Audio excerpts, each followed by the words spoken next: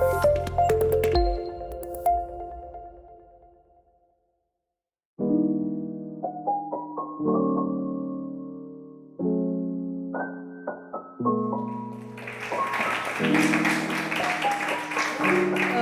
enkrat lep pozdrav tudi z moje strani. Vesela sem, da vam lahko predstavim Škrati Kras, torej inovativni produkt družinskega turizma, ki je šesta pot na pravljično-doživljajski transverzali po Sloveniji, ki jih ustvarja Zavod Škrateljc. Ustanovljen je bil leta 2015 in v njem izvajamo različne programe, ki na inovativen način združujejo ustvarjalnost, kulturno in naravno dediščino in pa zdrav način življenja. Z drugimi besedami, predvsem gre za izdajanje slikanic, ki so povezane s pravljičnimi potmi, in pa stripov za mlade bralce, Cankar v stripu, Reformatorji v stripu in pa pravkar je izšel še Pod svobodnim soncem strip, in pa oblikovanje družinskih pravljičnih poti v naravi. Mene veseli, da je danes tukaj tudi Mira Bečan iz občine Domžale, ki upravlja z našim pravljičnim Šumberkom, in pa Nina Slana iz Polhograjske graščine, ki upravlja s Polhovim doživljajskim parkom, tako da ta statistika je kar dobra. Sem vesela, da se tudi danes tukaj srečamo. Rada bi poudarila, da brez tega razpisa preko Centra za kreativnost tega produkta danes ne bi bilo.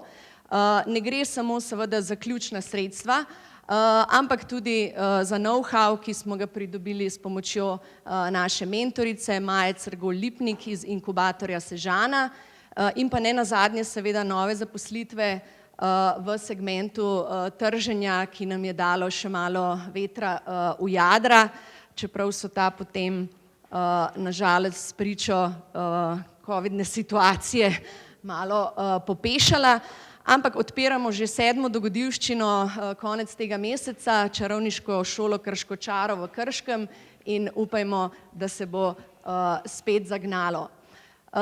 Ne glede na to pa seveda je treba povedati, da v lokalnem okolju, torej v Štanjelu, v občini Komen in v Krasu, potreba po takšnem produktu, ki nagovarja ciljno skupino, torej družine in pa tudi šole in vrtce, obstaja že vrsto let in je seveda kot tak danes izjemno dobrodošel. Po drugi strani gre za izviren koncept.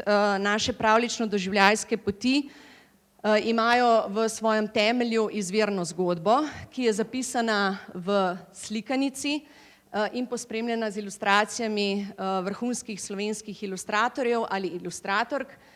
V tem primeru je šlo za izjemno sodelovanje z Zvonkom Čohom. Seveda pa gre pri naših projektih tudi za močno povezovanje lokalnih akterjev in vsega, kar ti skozi svoje dejavnosti, programe in vsebine ponujajo, zato da na koncu vsi skupaj seveda krepimo to destinacijo. Naš produkt je, kot rečeno, namenjen družinam, zlasti nagovarja otroke, vendar pa se na njih zabavajo tudi odrasli oziroma pustolovci vseh starosti. Ključno pa je, da seveda kraj spoznajo na drugačen, poseben način, da se vanj zaljubijo, da se vanj vračajo, in to je nenazadnje tudi temelj trajnostnega turizma, ker kdor bo kraj začutil kot svoj drugi dom, se bo do njega tudi tako obnašal. V našem primeru to seveda ni težko. Če imamo ilustracije, kakršne lahko ustvarijo naši vrhunski ilustratorji, potem je naša naloga že v štartu v veliki meri narejena. Ilustracije so tudi temeljna podoba oziroma vizualna podoba celotne poti, so navdih oblikovalcem naravnih materialov, torej v tem primeru oblikovalcem lesa, da nastanejo na doživljajskih točkah skulpture oziroma doživljajski elementi. s pomočjo katerih otroci skozi domišljijo, skozi igro in pa skozi interakcijo spoznavajo značilnosti tega kraja. V tem primeru gre seveda za 3 škrate, škratico Burjo, škrata Ruja in škrata Kamna. Prav zaradi povezave z Centrom za kreativnost in Ministrstvom za kulturo smo še bolj, kot smo sprva načrtovali, okrepili komponento doživetja, ki Kras prezentira kot umetniški navdih.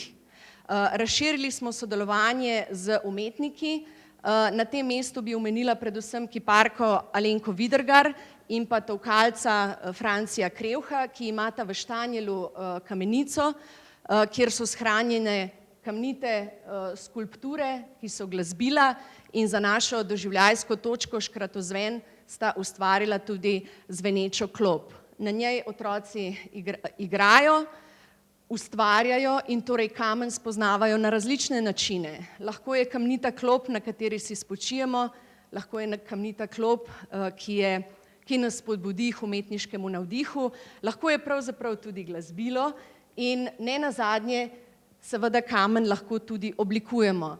Na otvoritvi smo skupaj s kamnoseki pripravili tudi delavnico ustvarjalno v gozdu na točki pri škratu Kamnu in ob tem naj povem še izjemno sodelovanje z poslovnim sektorjem v lokalnem okolju, z Marmorjem Sežana smo sklenili sponzorsko sodelovanje, tako da so seveda prispevali kraški kamen in so naši kamniti doživljajski elementi zares avtentični.